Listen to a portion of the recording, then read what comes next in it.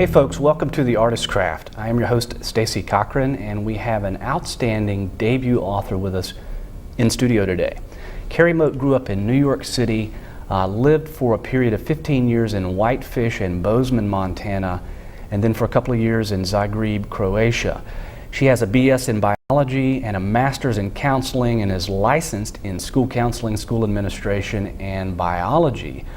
She lives here in Raleigh, North Carolina, and has just recently published her first novel, Hot Ice in Roman Ruins. Thank you very much, Kerry, for joining us in studio. Thank you so much, Stacey, for having me. Well, this is your first book, Hot Ice in Roman Ruins. What was the inspiration for the novel? What motivated you to want to write a novel? You know, it's so interesting. I've traveled so much in my life, lots of places in Europe, and in fact, as you mentioned, I lived in Zagreb, Croatia for 2 years, where my husband was in the State Department, so we were connected with the embassy there. And the entire time that I was in Croatia traveling, I thought it would be such a wonderful setting for a book. About 2 years ago now, my mother and I took a trip on vacation to Rome, Italy, and rented an apartment. And in the airport in Atlanta, where I took my notebook out and started handwriting this adventure, suspense, and somewhat of a love story. Sure, there's all of the elements that people love in a good story in Hot Ice in Roman Ruins. I've got just a ton of questions about this. The one that comes to mind as you were answering that is how much of Kay is autobiographical. It sounds like there were some very real life things that ended up making their way into the novel. Is there a clear line for you between how much is autobiographical and then, you know, when it becomes fictional?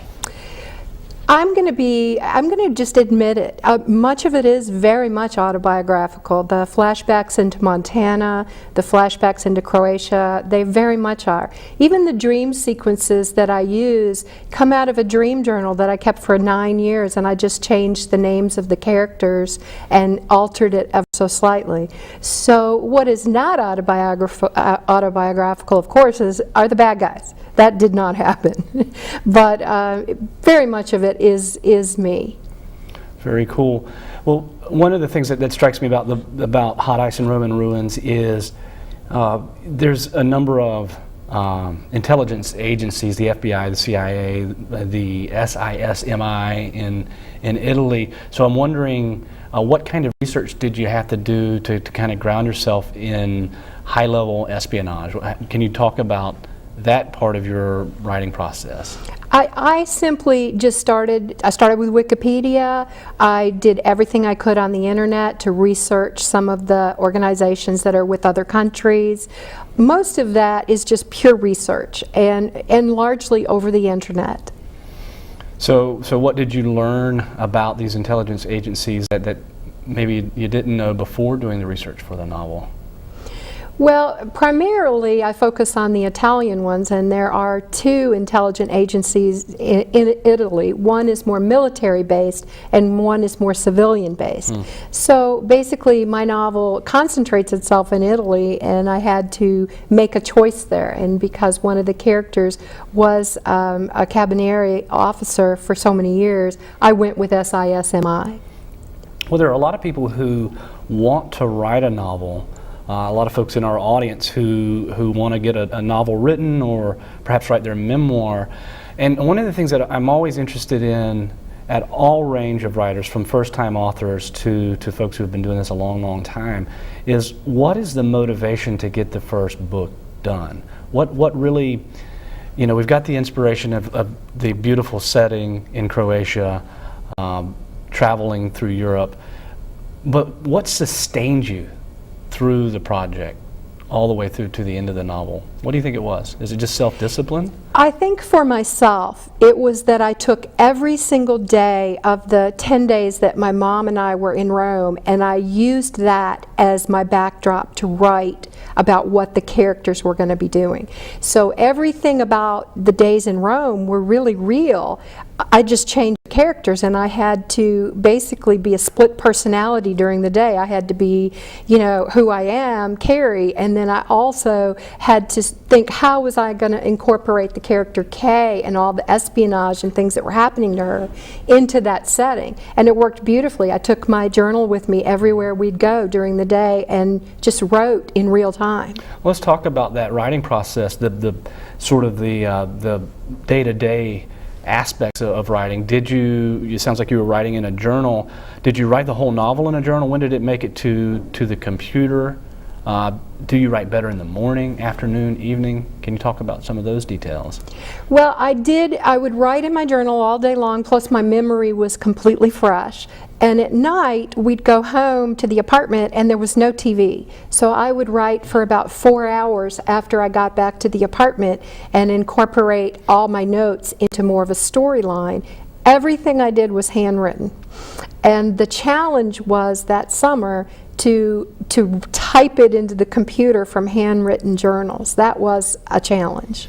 So it sounds like part of it was just the inspiration of the land, the fact that you had shared this memory with your mom to some degree played a role in wanting to, you know, capture a story that kind of reminded you of that time. Is that fair to say? It is very fair to say. I wanted her to be in the book and take part in the book.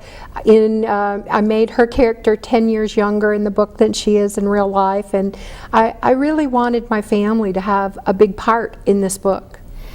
So how did the landscape itself influence some of the scenes in Hot Ice in Roman Ruins?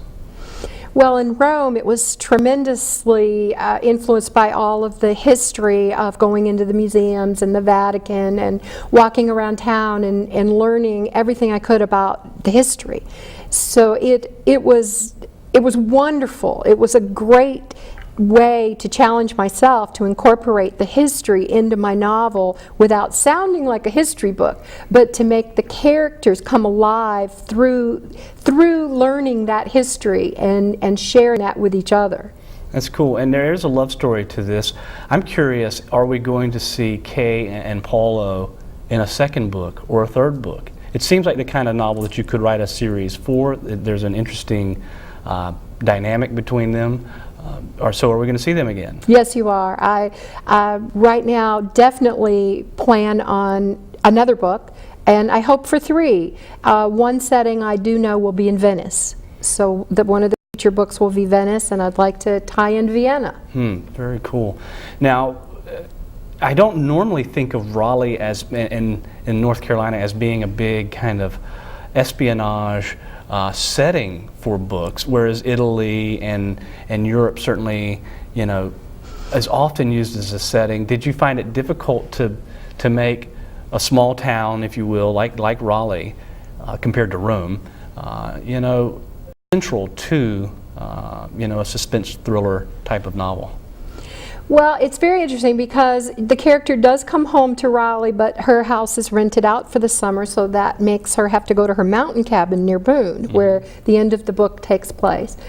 At the time that I wrote the cabin scenes, I didn't have a cabin, and I had to envision it and write those scenes of suspense from a fictitious point of view of a cabin. After the book was published, I acquired a cabin. So it's kind of funny how that worked out. Do you think there was sort of self-fulfilling prophecy of, okay, this is ideally where I'd like to set a novel. It's a beautiful landscape. You were inspired by the land, and then in real life you were like, well, I want to actually live there. So how did those two connect, or was it just a coincidence? I don't believe there are any coincidences, and in my book I talk a lot about synchronicity and how coincidences are just meaningful accidents that have a message to them. Sure.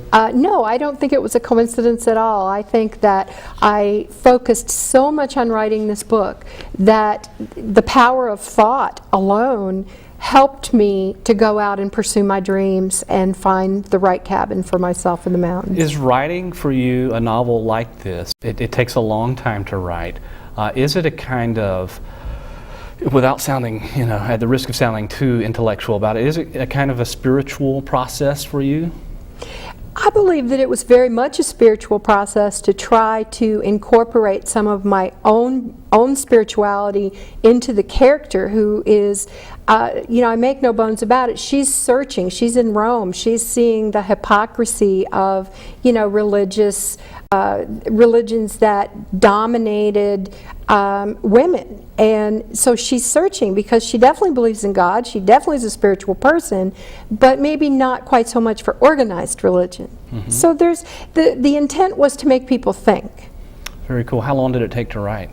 It took 6 months for me to have a skeleton, and what I mean by that is really in my notebook a skeleton of what I wanted to do, and then I think it took another year to actually put that into the computer and start enriching and putting the muscles on that skeleton. I know one of the things that our audience, and particularly folks who are working on their first book or want to write a novel, would like to know more about is what exactly that skeleton looks like. What did that, at that stage, after having that 6-month period of kind of dwelling on the book, you had your notes from your journal, it sounds like. What shape was it in about 6 months into the process? Was it just an outline, or are we talking about something that was 10 to 50 pages long? What was it? Actually, it was reasonably complete. However, each chapter, each section of the novel where I dealt with certain characters in the book and they were doing a certain activity or something was happening, it was a complete chapter, and so it was choppy.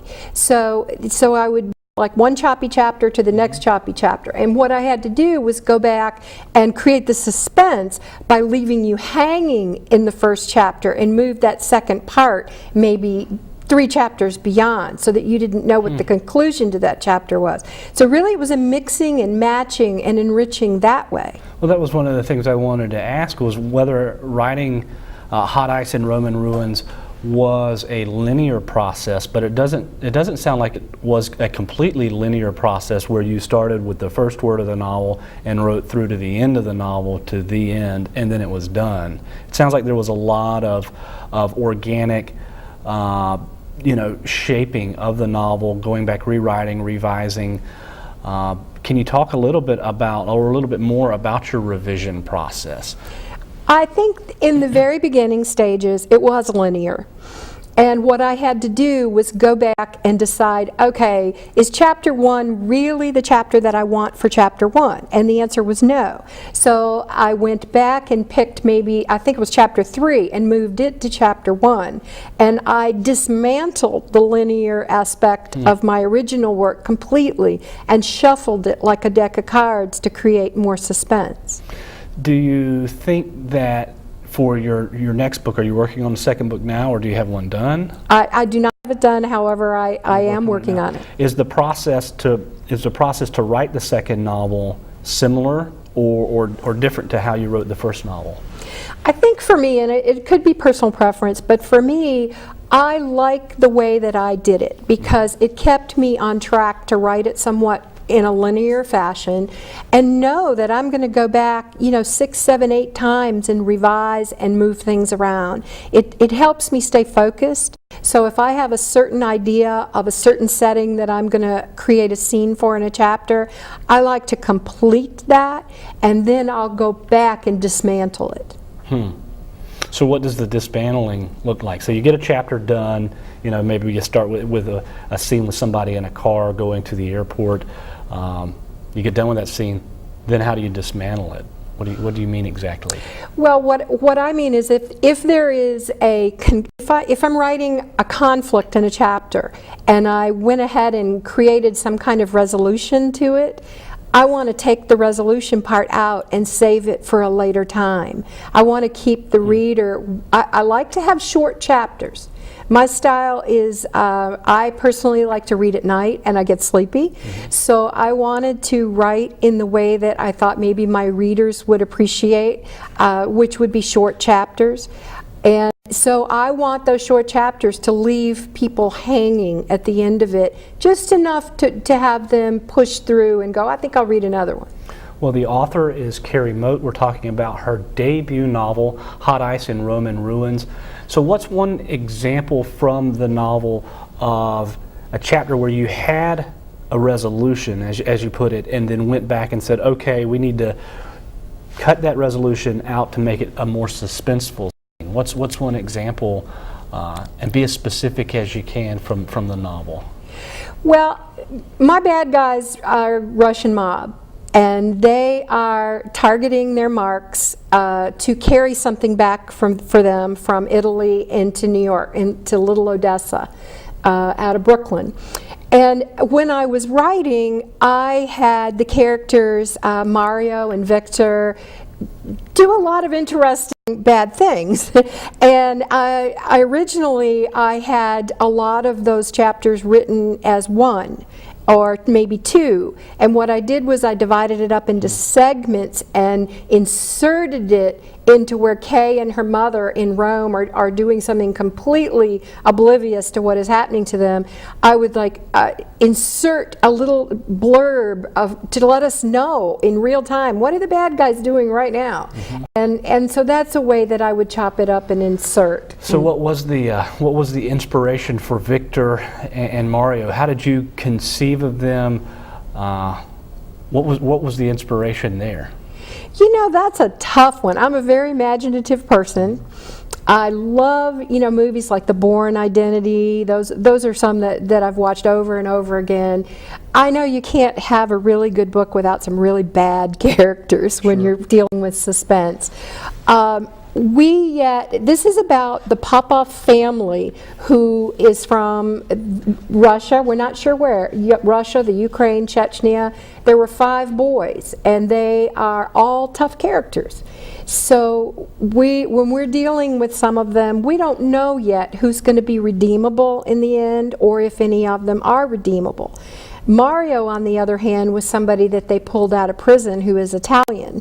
Mario is interesting because in the height of his aggressive and negative qualities, he wants to rescue a cat and take the cat home to save it because Victor's going to eliminate it. So Mario might have some redeeming qualities as well. So was there somebody specifically that you were drawing on, or how did you tap into this dark side, this evil that Victor represents? Is it just imagination? Is it is imagination. To write it? It is cathartic. It is imagination. I will say that I tried very hard to treat men and women fairly when it comes to love in the book. I will tell you that there's going to be an unknown character surfacing in the sequel that is going to be female, and she will be a bad character.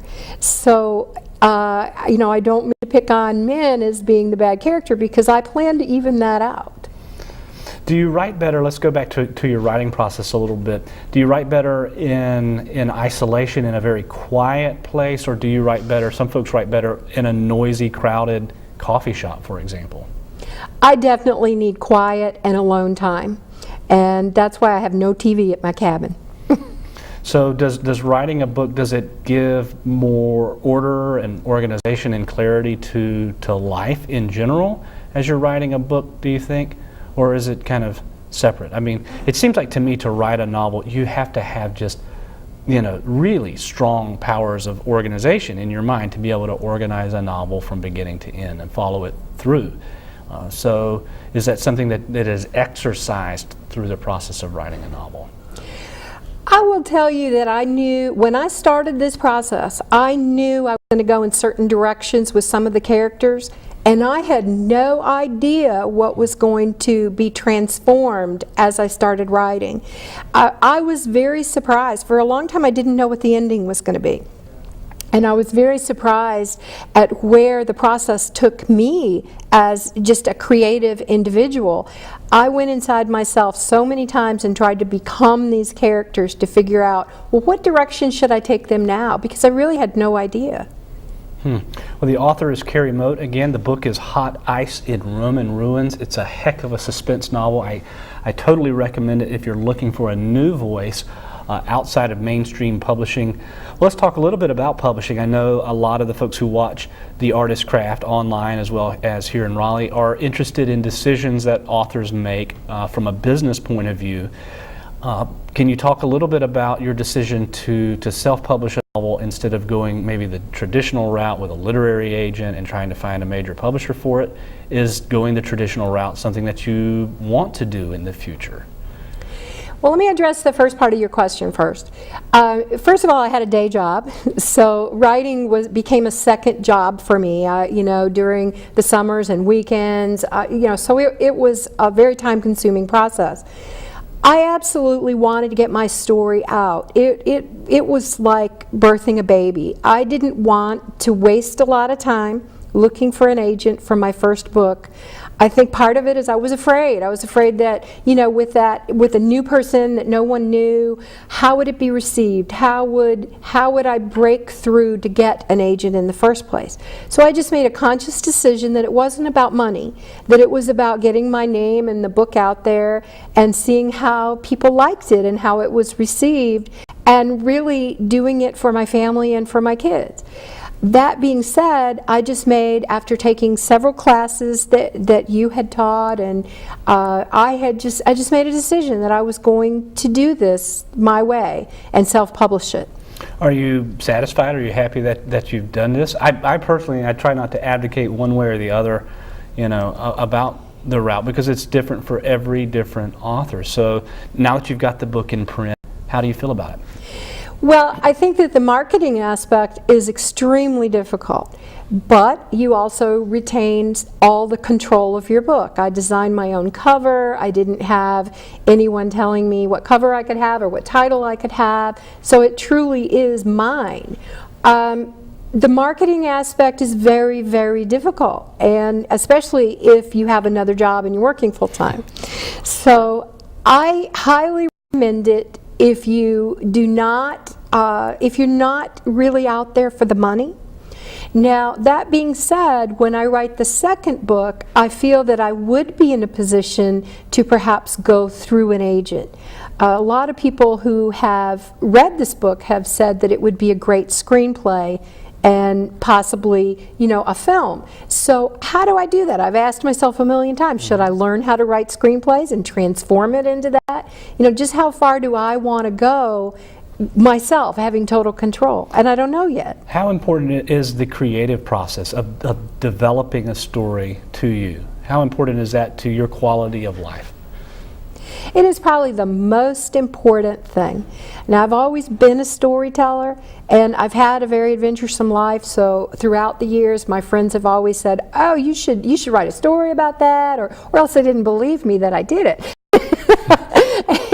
and so I think that having the story in your head and putting the story together is the most important thing. Where does that passion to tell stories come from? Is there something that you can point to? We won't get into your professional life too much, but as a counselor, you certainly are put into situations thinking about, well, what makes this person do this or that? Is there something that you can point to from childhood that encouraged you to go into the arts to some degree and to tell stories? When I was growing up, I spent my summers in Georgia at my grandparents' farm. And at 10:30, the 3 channels that they got on the TV went out with a buzz and an Indian chief on the screen, and you turned it off to the next day. Well, we always tell stories. I grew up, with that heritage of family members telling stories or telling jokes or entertaining ourselves with technology, which is really a lost art for today's kids, and I touch on that in the book, that we've forgotten how to do that. So what can we do to tap into the power to be creative, to teach young writers that they can tell stories and find purpose through being creative? One thing that I've done in the last year or two My father had a very interesting life, and he's 86 now, and I'm blessed that he is willing to sit down with me with a tape recorder, and I've asked him many things about his life and have it on tape now. And so one of the things that I highly recommend for people to do is that storytelling comes from our older generation. Learning so much about this country and way of life is really going to come from their personal stories that are going to be forgotten or lost unless we take an interest and interview them and talk to them and find out more and incorporate that into maybe something that we are doing. That's fascinating. So how important is love to Kay at the end of the day? Love is everything to Kay, but love with the right person is everything to Kay, because she doesn't want just random love. She wants it to be with her equal. And I think that's why the two characters go well together, because Paolo is the same. He wants to find love with his equal. So it has been my responsibility to creatively make these two characters equals. Very cool. So if there was a film adaptation made of Hot Ice and Roman Ruins, who would play Kay? Oh, that's a tough one. I honestly like it to be someone really unknown. The character's 39 in the book, and so I would like to have it be someone that's not very well known. How about Paulo? Oh, I don't see why they both couldn't be unknown. I don't want to put I don't want to put a face to this character. That's why I don't want to name anyone. I want the reader to put the face to who they absolutely gravitate to in this novel and like. Fair enough. I think Antonio Banderas would be really good, but that's just my opinion. The author is Kerry Mote. The book is Hot Ice in Roman Ruins. It is a heck of a read going into the summer, particularly here.